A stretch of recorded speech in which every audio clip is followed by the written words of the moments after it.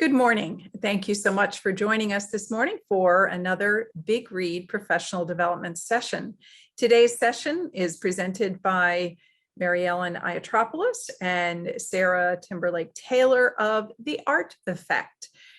Today's session is called Glimpses of Home, Photography, and Memoir Writing, using the resource book, I Am Home, Portraits of Immigrant Teenagers. This book has a foreword by our Big Read author, Thi Bui, and I just recently learned that Thi Bui actually helped to found the high school that these teenagers were attending in California, which I had not known before. So welcome. Thank you so much for being here. We are recording this session and it will later be posted to the Library District website, along with all the materials that Mary Ellen and Sarah will be sharing with us. I also want to let you know that the copies of this book that folks had requested are being delivered today and tomorrow to your home schools. Also want to just encourage you to get paper and pen and your phone handy, because they're going to make us do some work this morning. So without further ado, I'm going to hand it over to Mary Ellen and Sarah. Thank you so much. Thank you, Jewel. And hello, everybody. Thanks for joining us this morning.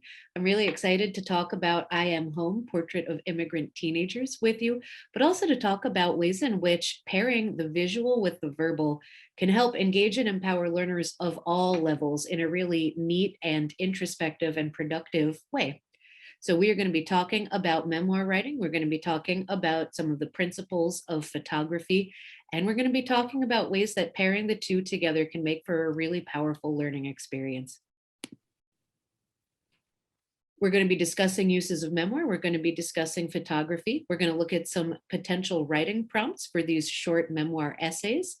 And we're going to be trying out this Glimpses of Home lesson plan, including these supplementary materials, which you all received in your inboxes a little bit earlier this morning. We're going to talk about how using smartphones for photography and editing can be something fun that students use if we have to go remote and use them in their own home, or if we are able to capture it in the classroom. We're going to get started with maybe 5 to 10 minutes of warm-up writing, where we are going to ask for you to do what you would ask your students to do, which is to get started thinking about home and writing your own mini memoirs. So our prompts, there are expanded prompts in the packets, but just to get us started right now, we would love to know, what's the first thing or word or idea you think of when you hear the word home? And how does that word or idea or thing relate to home for you? Have you ever lived somewhere that didn't feel like home? What made it different? And who are the people you think of when you envision your home? What do you see them doing? What do you do together with them? What are specific sights or smells or sounds that you think of when you imagine your home? And we are going to take, let's say, about 4 or 5 minutes to do a little bit of writing. And these prompt answers that you're generating right now are going to come into play a little bit later in the hour, I promise.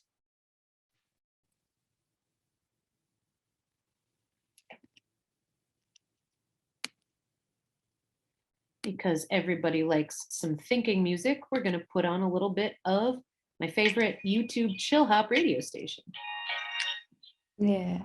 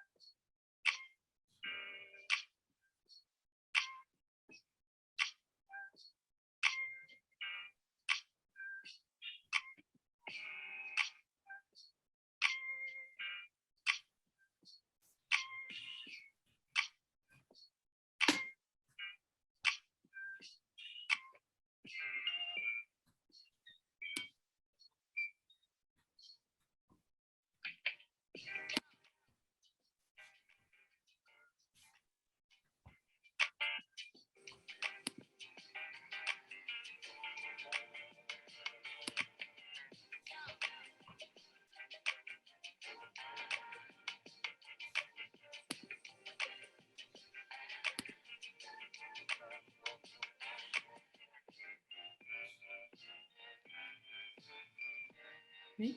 Start to wrap things up, if you please. We got about 30 seconds left.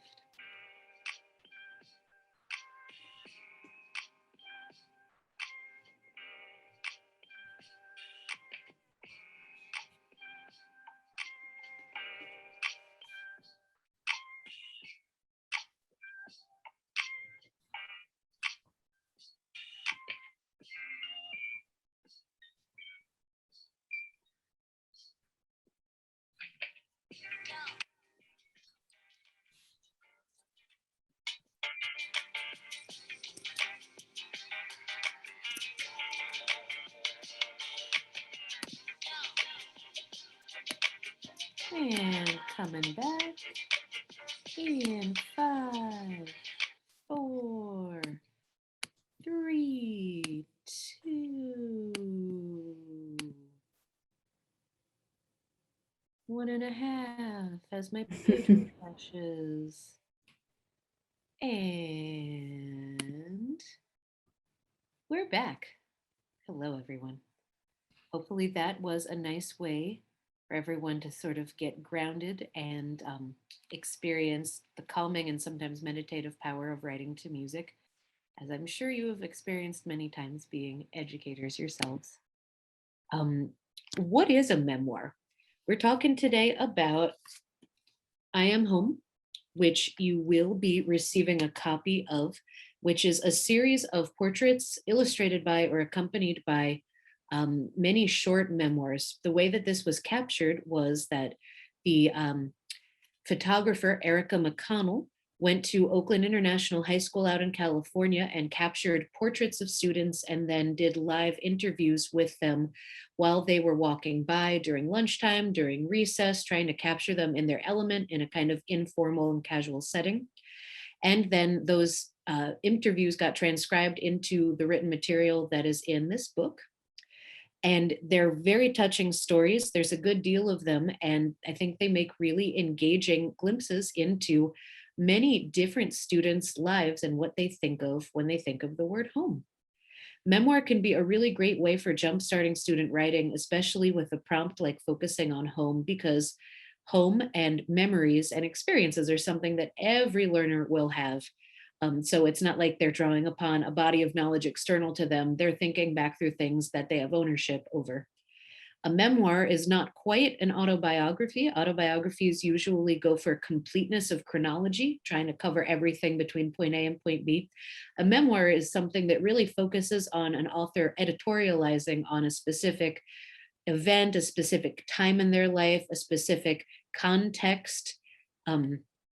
And here are some examples of some of my favorite memoirs. Notes from a Native Son by James Baldwin, incredibly powerful. And pictures go really well with memoirs because of the way that picturing something, putting it into images, allows for you to control what is inside or outside of the frame, for you to control the narrative of what people see, either visually or verbally.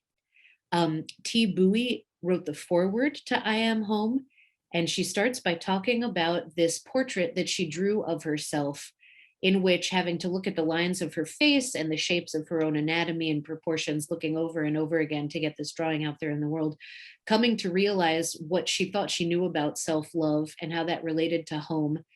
And one thing that really jumped out at me in terms of the portraits in I Am Home, she says, the reason for centering my hands was to say, I am what I do, not what I appear to be.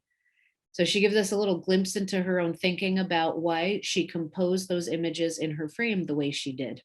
We can apply that same kind of thinking to the art of portraiture in general, and specifically to the pictures that were taken for I Am Home. And Sarah, you want to take it away for a while?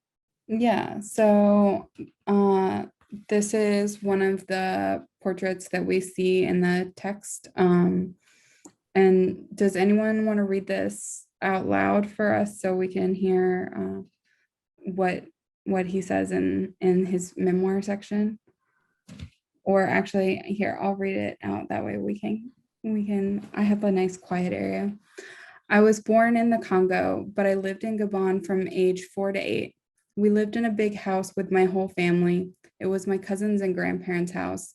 My cousin and I shared a room. Out my window, I could see the field where every day after school we played soccer. When I was 8, we moved to the United States. Now I live in a small apartment with my parents and my little brother. It's much quieter. My brother and I share a room. Around us, there is just more concrete and other apartment buildings, but I have friends in our building. After school, I still play soccer and basketball and chill with my friends until dark. All of the places I've lived are home, but if someone asks, I still say the Congo because that's where I am from. And that's by Vinay Alexander Longwell. And so we have this image of this young man. He seems to be mid-motion, looking off camera, big old smile on his face. You really start to get a sense of the personality at play here. I could see him playing soccer, given how he seems to be captured in a moment of direct action. I grew up in my whole country, all of it. For me, I don't want to live in a rich country. Yemen is perfect. I live in East Oakland now. It's a dangerous street. Sometimes we hear shootings, cars doing donuts, and the police. When I think about home, I think about Yemen. The war in Yemen now, the government is messed up. People go to different cities because they don't want to die.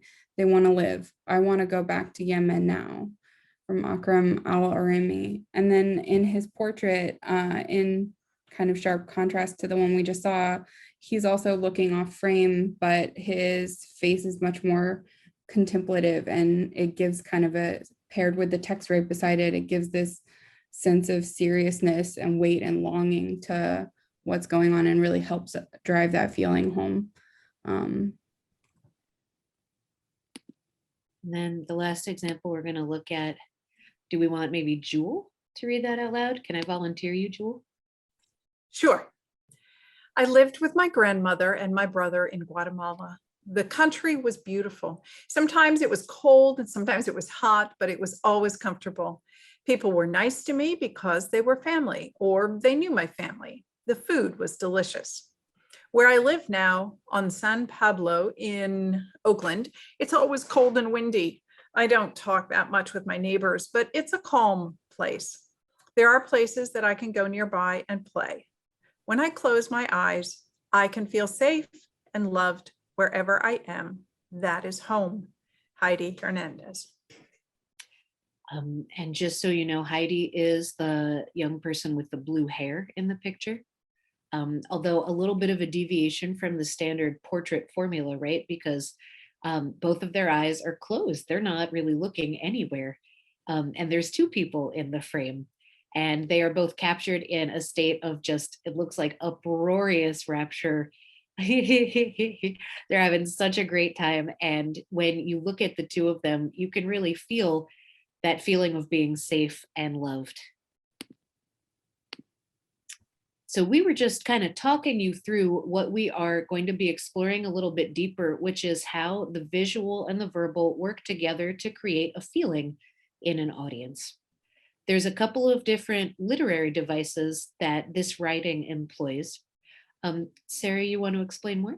Yeah, so in each of these, they start out with a past tense exploration of like what they knew home to be or what home was before they moved here, because the whole school is a school full of immigrant teens. And so they talk about this perspective of like memory in the past, and then they bring their discussion into the present tense to ground us in what they're experiencing now and how their concrete idea of what home is to them now as an individual. And sometimes it echoes what they experienced in the past, and sometimes it's seated in the current moment.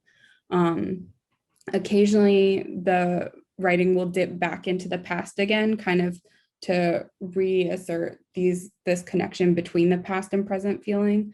But there's always a beginning in the past tense and then a move into the present tense to really bring the reader to create an association between the portrait photo and the text that they're reading. The visuals are giving extra information, and sometimes it's directly related to what's going on in the text, like how she talks about closing her eyes, and in the portrait we physically see these girls smiling with their eyes closed and get that sense of family. Other times it gives an extra feeling, kind of like for me, his pose where he's kind of like, it's almost a dance move that he's acting out. And so we see this like vibrant kind of happiness in his life that really goes and adds on to his discussion of like living in this space now and feeling comfortable and at home.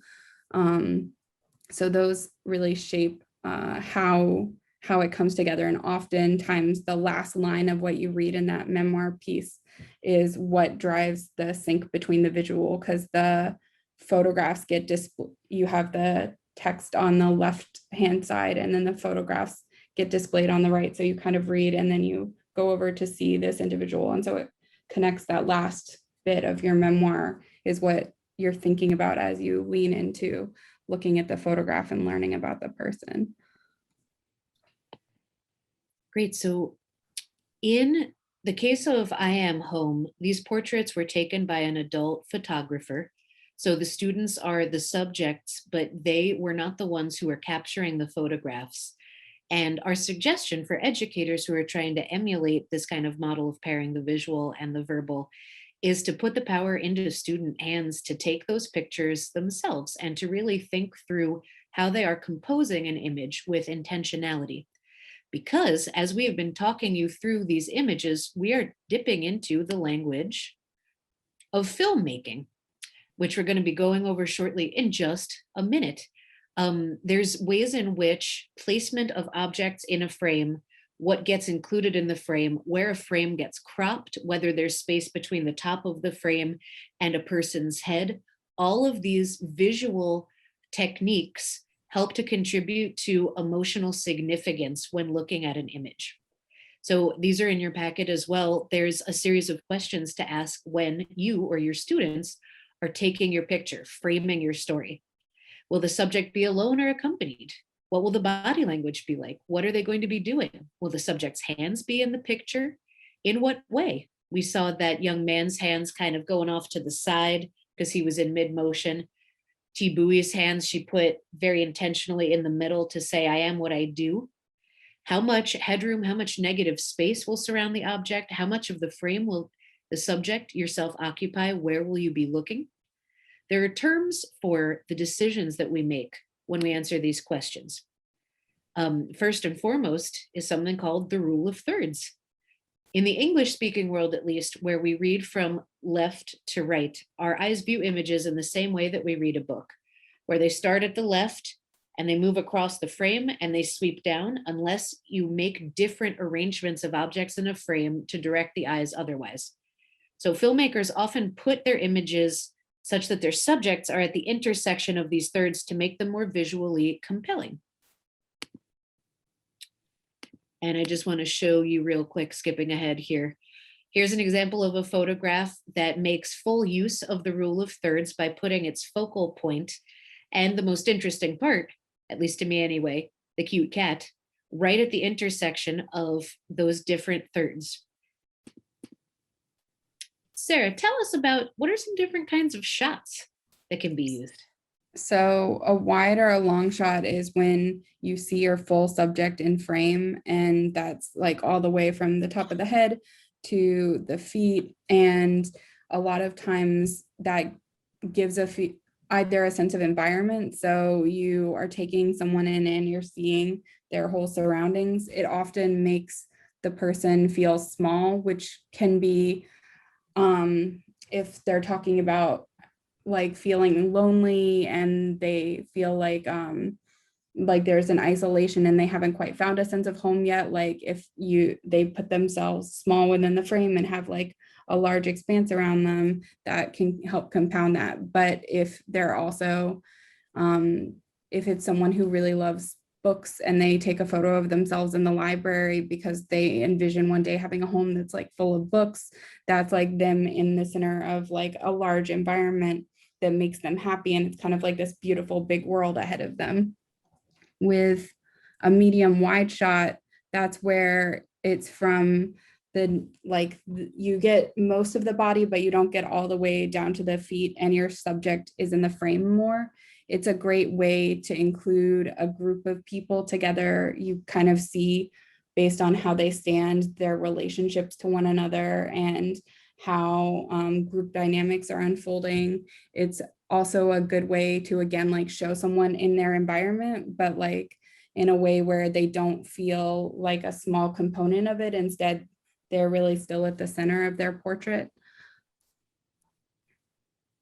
We also have a medium shot. So that's from the waist up, and medium is where you really are focusing on your subject, and you're making the bigger emphasis here is like on the connection with the person. So in a medium wide, you're still thinking a lot about the environment, but as you move towards a medium, it becomes much more of the focus on the person, and their background kind of often is just that background detail.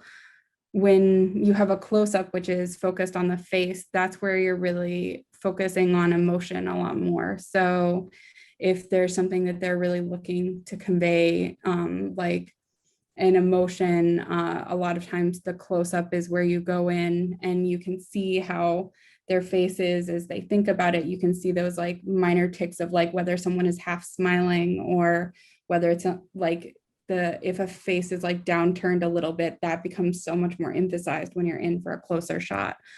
An extreme close-up is where you're beyond the face, you're looking at a detail, and this can be an extreme close-up on the eyes, or it could be an extreme close-up on some other detail. Like if someone is really trying to talk about hands and the fact that at home they love making things, and they don't feel comfortable showing their face, this could be a great moment for them to get an extreme close-up that's a portrait of them, but it's a portrait of their hands making something that they're passionate about, and that's a different kind of a portrait.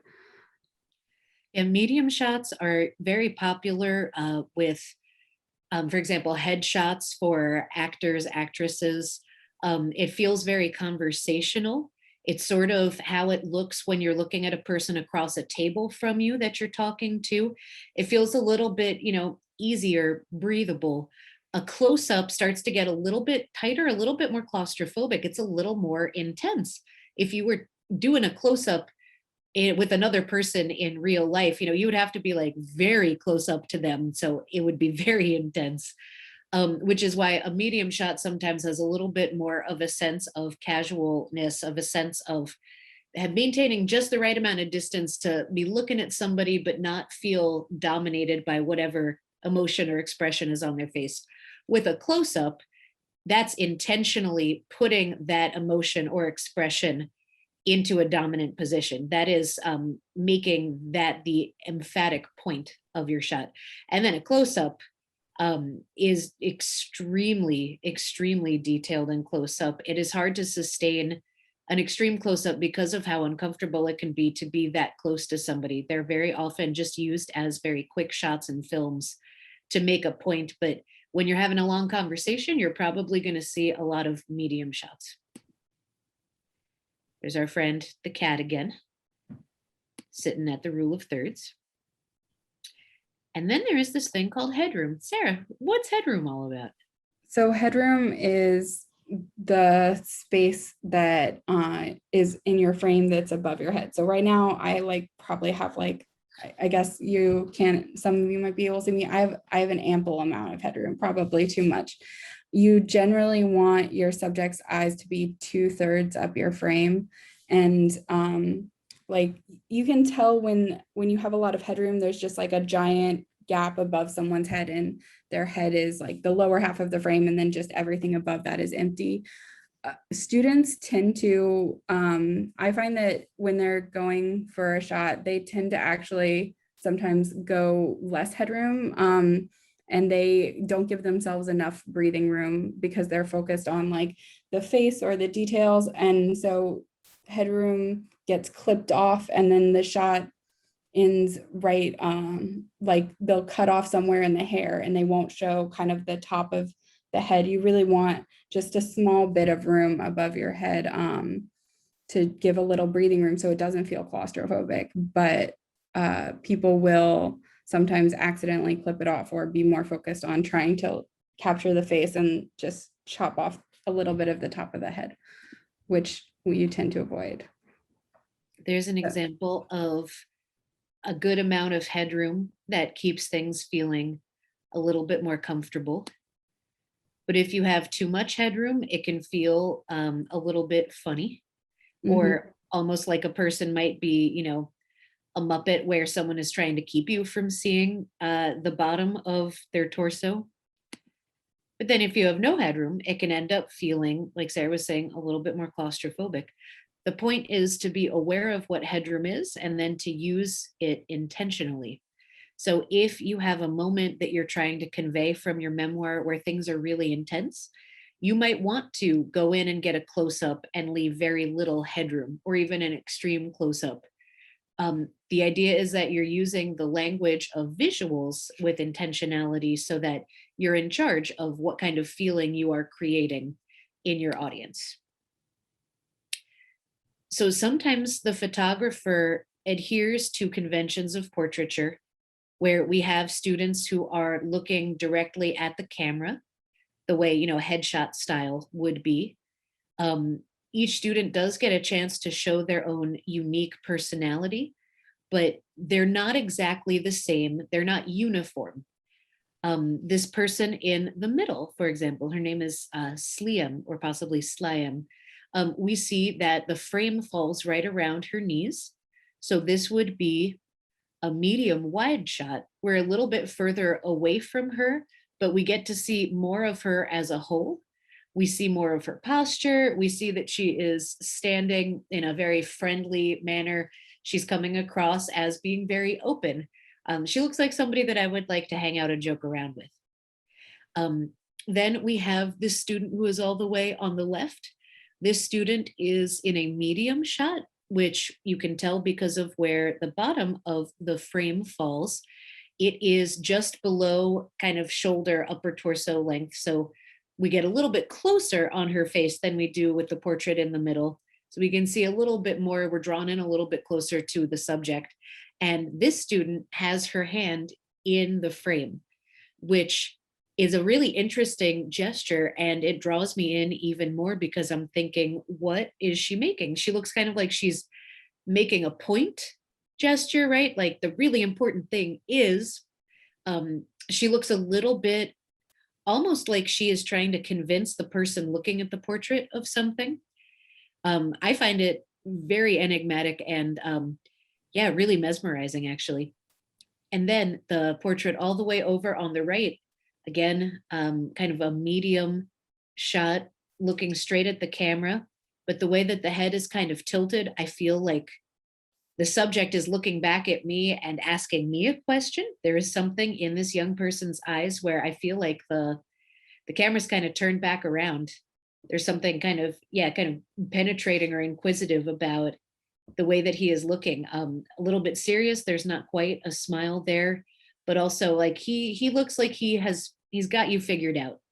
You know, he's interested, but he's also definitely thinking something that, yeah, I find it again very compelling, draws me in a lot. But then sometimes the photographer does not adhere to conventions. So as we said before, here's Heidi Hernandez over on the left where her eyes are just closed. But it's closed for a purpose though, because the way that the two people are turned in towards each other creates this sense of closeness. And their eyes being closed, there's intimacy there. They're having so much fun. They really look like they're very, very close to each other, literally, but also emotionally. There's not a whole lot of headroom, so it's a little bit tighter. Again, that lends itself to this feeling of intimacy. And then contrast this and the one in the middle with this portrait all the way on the right, where there's so much headroom. There's so much space. I wonder if anyone would like to volunteer an interpretation of that. If not, Sarah, then I might ask you to give us your interpretation of it. How does it change the way we feel about the subject when there's so much negative space in the frame? Any volunteers? And if not, that's totally okay. Wait, did I see a hand? Yeah, I see Jenna. Yeah, I was thinking that it feels like there's more to the story. Like you only see part of them, but I don't know, you can't really tell. Are they standing? Are they sitting? Are they? So it sort of suggests that there's more to them than you see. Yeah, I think that is a great read. I think also that what they're doing, how one guy is kind of elbowing the other guy.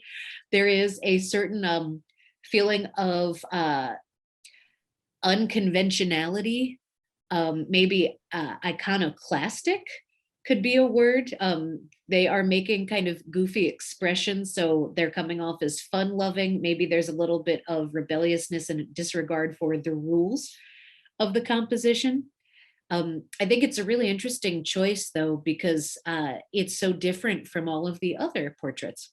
And again, in the context of I Am Home, these would be choices made by the editor, whose name is Rachel Newman, and the photographer, Erica McConnell, to include that specific shot. We are encouraging you, when you do this with your own students, to put the power in their hands to maybe play around, take a couple of different shots, and then ask themselves, what is a better accompaniment or illustration for my memoir? What does a better job of enhancing the emotion that I want my reader or my audience to feel? I have a question. So Please. would you recommend that they write their memoir first and then take the picture, or would you do it the other way around?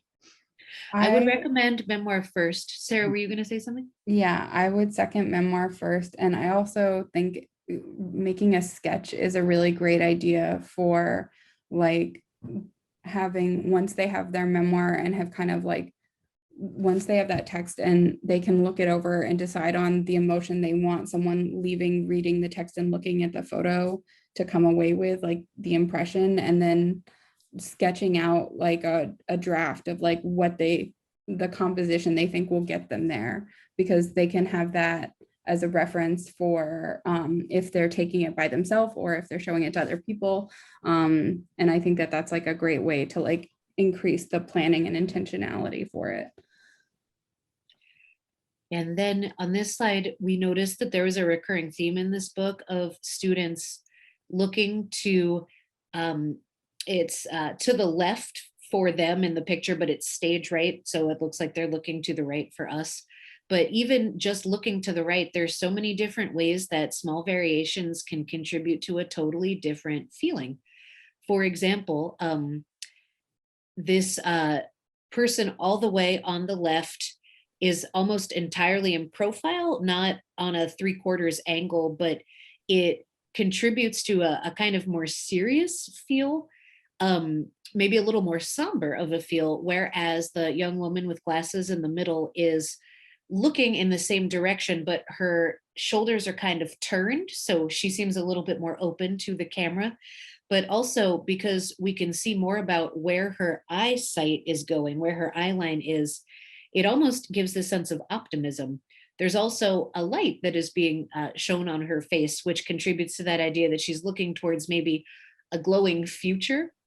And both of those different compositions of their portraits are different than these two that are stacked up on top of each other to the right. And the one on top on the right, she is slightly in a different rule of thirds position, a different intersection, where her face is lower to the bottom right of the frame. The young man is more to the top left of the frame where his face is, and just the differing placement of the face in your image can create a different feeling for your portrait. It comes off to me as though the young man all the way to the right in glasses is sort of sharing an inside joke with someone off camera, but the young woman, her eyes seem almost not downcast exactly, but she seems more to be lost in thought than making direct eye contact with somebody out of the frame. At least that is how it reads to me.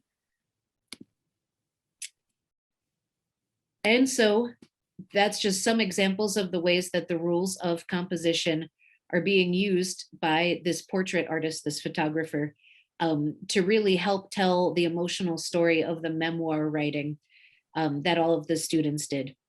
So you have the opportunity to make this more of a student empowerment exercise, because instead of having an adult asking the questions, transcribing the answers, taking the photos, you can have students use tools that fit into their pocket to be able to take their own portraits and think through, what is the meaning of my writing? What do I really want my reader to take away? How can I use visual composition to really emphasize and enhance that meaning through the portrait? So now we are going to give you, it's 11:40, we're going to give you, let's say 10 minutes, a quick draw challenge. We're going to ask for you to go back to your writing from that prompt on the first slide where you answered some questions about home. Think through, what is the emotional kind of tone that you want your reader to take away from those mini memoirs? And how can you take a portrait of yourself that enhances that meaning using shot composition? Where in the frame will you want to stand? How much of the frame do you want to take up? Are you going to be taking something where we can see your shoulders? Are you going to be facing shoulders straight towards the camera? Are you going to be looking at the camera? Are you going to kind of angle your shoulders to the side? Are you going to be looking at the camera? Are you going to be looking off screen somewhere? Are you going to leave yourself headroom? Do you want this to be a comfortable experience for your viewer / reader, or is there kind of an intensity that you want to convey? There's a million different questions that you can ask yourself, and I am really excited about what possible portrait shot you are going to take. Yeah. So and I'm going to, oh yeah. if we go to the next slide, there's those pictures that kind of show different ways you can get that portrait shot. So if you're taking 10 minutes now to go get that photo, there are different ways to do it. We all know the like classic selfie pose where you have like one hand and you're taking that selfie yourself. You can also ask like a friend who's around, a coworker, like a family member to hold that phone for you. Or you can set up your own kind of stabilization rig to position the phone in the place where you want, and then use a timer. Or there are even hands-free photo apps where there's one where you can literally just whistle and it'll start taking a photo timer for you. So you can, a timer is pretty easy. I just shoved a bunch of paper towels in the cup to like wedge my phone at the right height that I wanted, and then put the timer in to get it. So there are a lot of different ways that you can go out and take that photo. And for me, I made a little quick reference sketch for myself to be like, all right, I want like an arm cocked off to the side, and I want to like tilt my head a little bit so that my ponytail is showing. And that was how I kind of came up with what pose I was trying to get in each of the pictures. Great, thank you. So let's put 10 minutes on the clock. I think And there's also a clapping one. Ooh, we got a nice Peppa Pig reference in the chat. Thank you, thank you.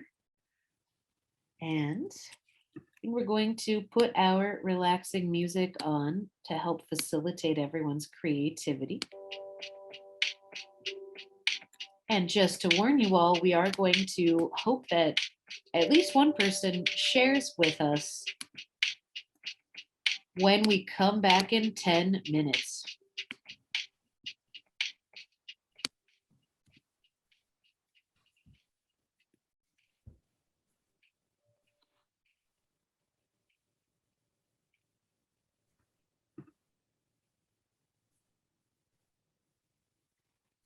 And I'll put my money where my mouth is and take my own portrait as well.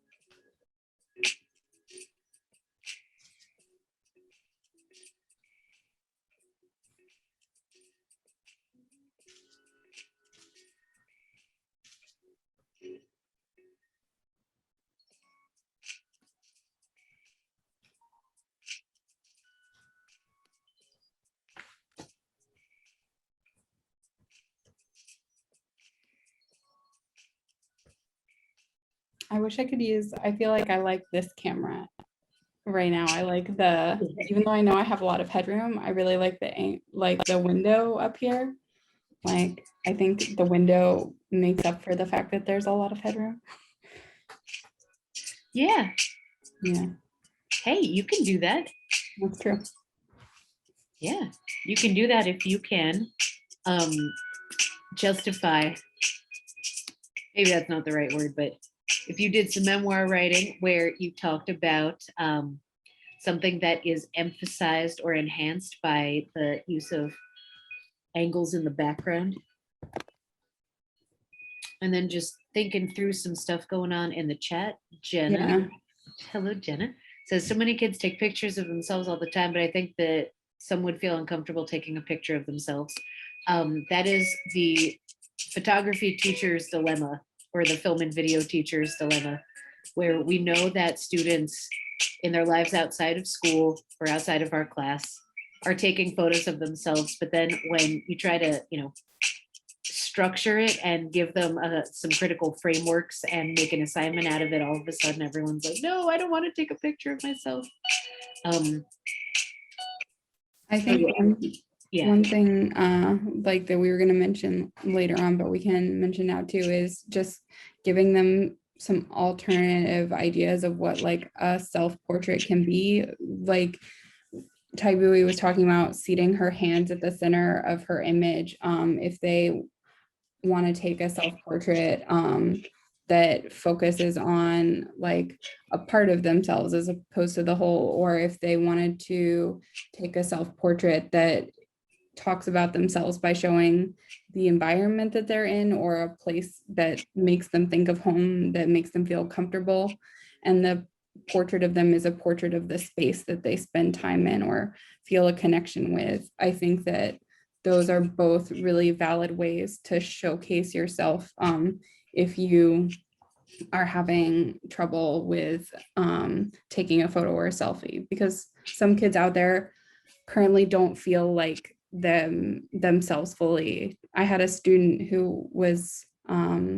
had some body dysmorphia, and we were doing self-portrait exercise, and so we talked about different ways that they could show themselves that weren't a standard photograph of themselves. So I think that being prepared and ready for when students say, hey, I don't feel comfortable with this, or noticing if someone's taking, I think that's where having them do a little sketch ahead of time is nice, because you can notice if someone is struggling to figure out how to sketch themselves, or like how they want to put themselves in the frame, and kind of offer them some of these other options.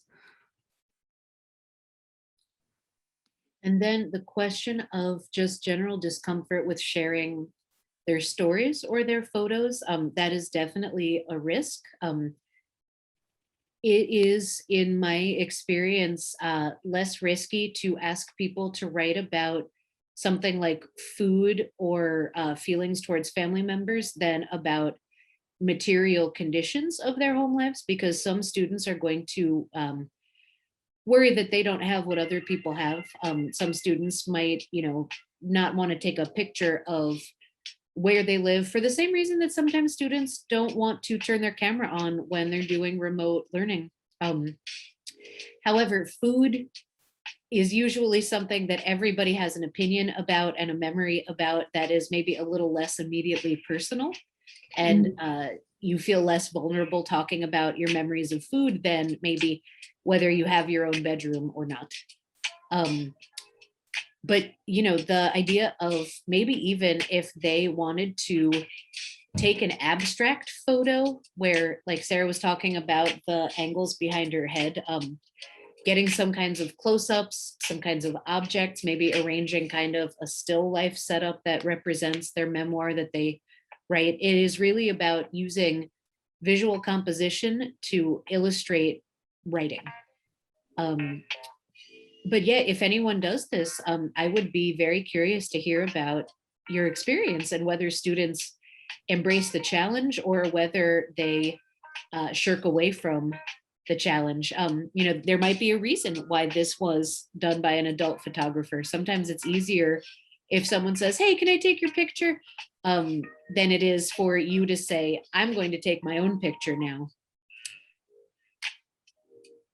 At least in the context of the classroom. So that was 10 minutes.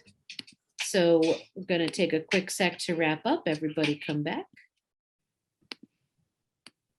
And we're going to go back into share mode.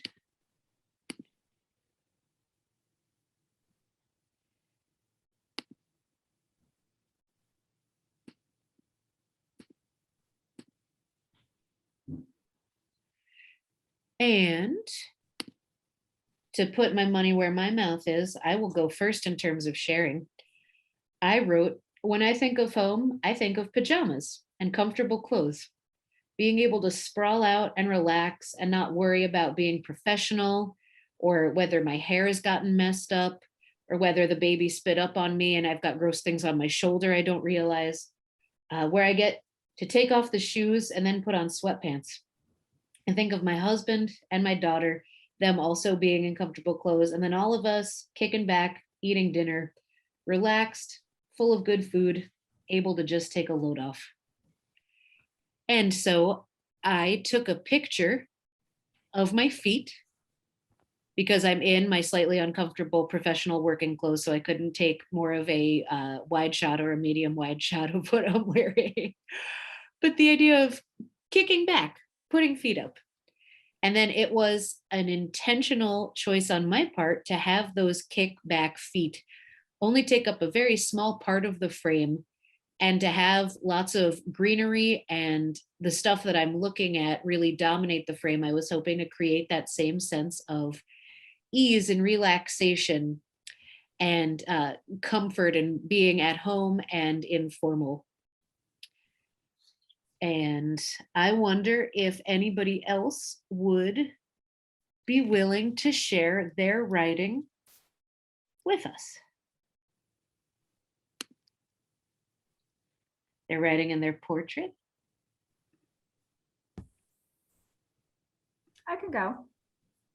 Thank you. I would love to hear and see what you had to say. So I'm not sure if everyone, oh, hold on a second, because I have it on blur. So let me try to change it to not blur. Does that look weird? I don't know. So can everyone see my portrait? Yeah. Okay. So here's the portrait that I took, and the camera looks really weird on my side. So again, I don't know if you guys can see it, but so my Your screen just went black for a sec. Okay. So, oh, sorry. Okay, there we go. So my story is when I think of home, I think of Central New York because my family is all there, and I think of all the restaurants, friends, and the school that I went to growing up. My current home is Albany, which is where I currently live, but it still doesn't feel like home yet because I commute so much and I really don't know where everything is. So, and I forget what the next question is, but I wrote like my mom, my dad, my sister, my daughter, and my nephew are there. So when I do go home, we all get together for holidays and dinners and parties. And, you know, as far as like something that, you know, like one word that I think of, I always think of summertime because we tend to get together more during like summertime. So if you think of like summertime smells and summertime foods and all things of that nature, that's what I'm kind of thinking of. And I decided to go with like this portrait, which is just kind of like me looking off to my car. You know, it's like me, like I'm in Albany right now. So it's like, I would much rather be driving home. So that's my story. Thank you. Yeah, that is so interesting. Yeah, as soon as you showed the picture, I thought, oh, I wonder if she's going to write about wishing she was someplace else, or kind of having her eyes out the door, out the window towards a different place than where she is right now. Hey, so there you go. Yeah. Your choice for visual composition really did enhance the meaning of your memoir writing. Thank you. Snaps and claps for Amanda, everybody. Yeah. Ooh. Anybody else feeling brave, want to share with us what they wrote or the portrait that they took?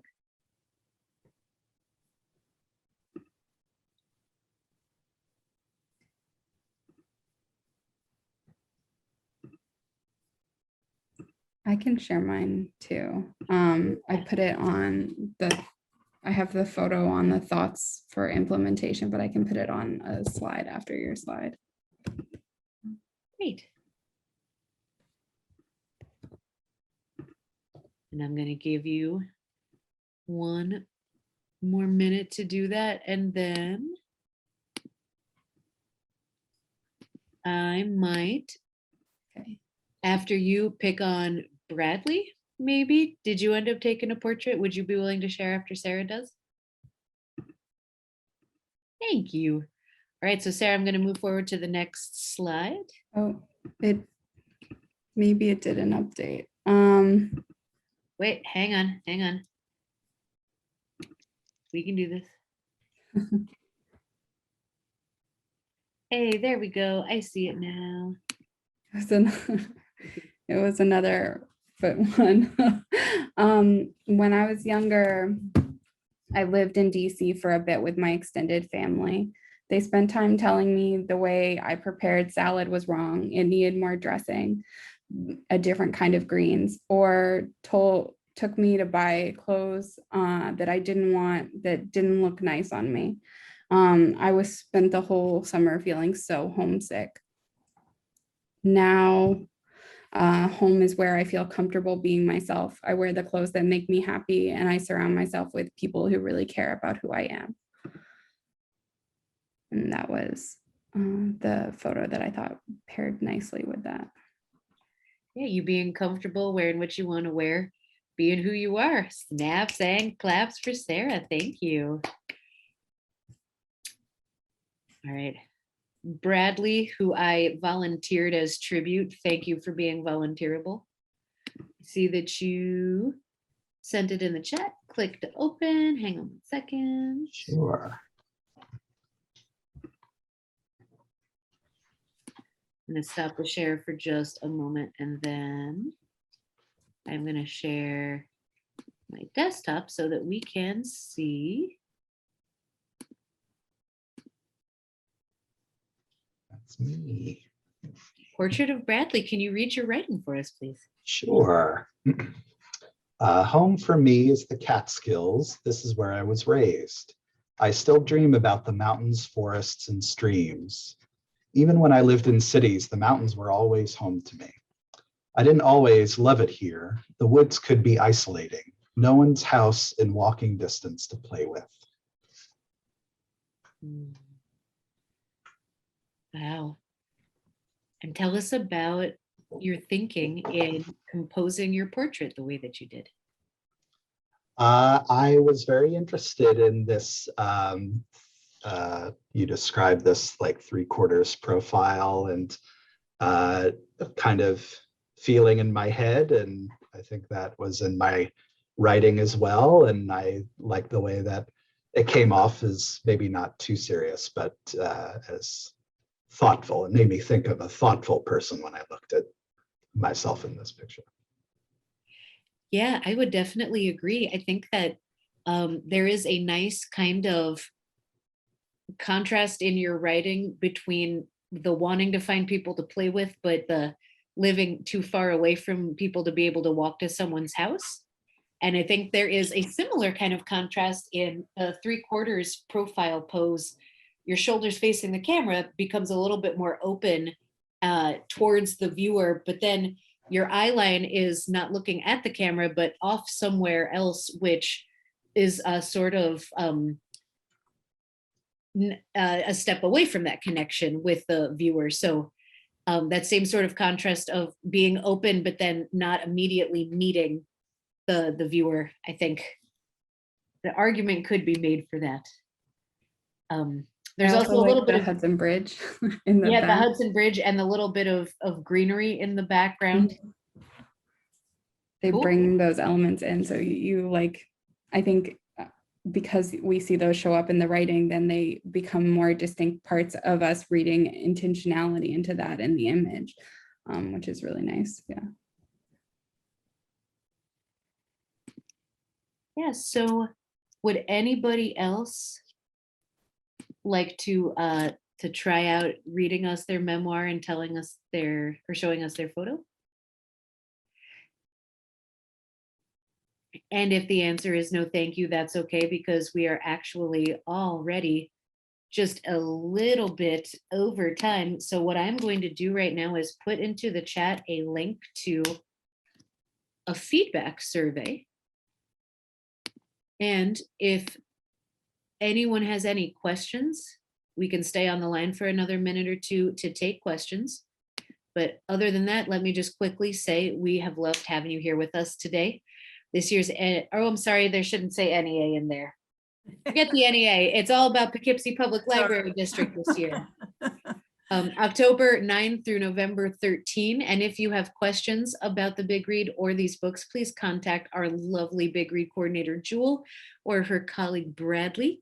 And please take that survey to let us know how it went. If anyone is interested in discussing this more or would like information on resources or even possibly to try to set up a classroom visit with the artifact, Sarah, could you pop our emails into the chat quickly?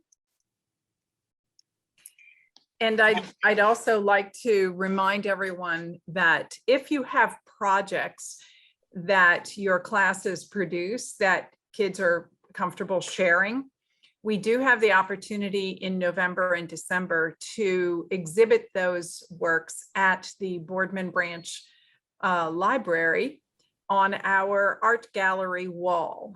We have dedicated the months of November and December for student projects of memoir and portraiture.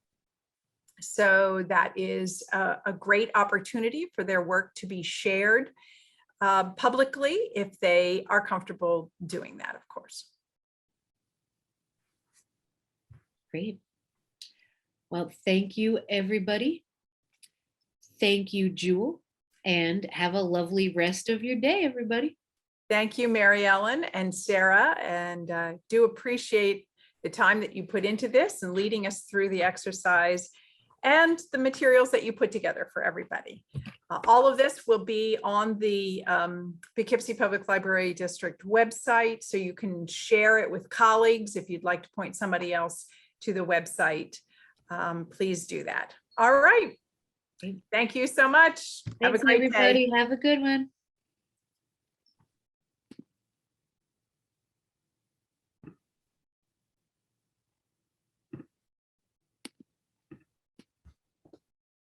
Great job, guys.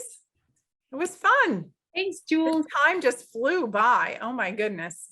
It was really great. did. Ah. And you know, I also wanted to say that part of the logic of having more residencies, especially with a couple of the younger ages, elementary school classrooms, is because when you're in 4th or 5th grade, you are much less self-conscious than when you're a teenager. And I'm sure the 4th and 5th graders are going to be super into it, even if that's awesome. Oh, Jewel, that's great. Is that you in front of a cupcake?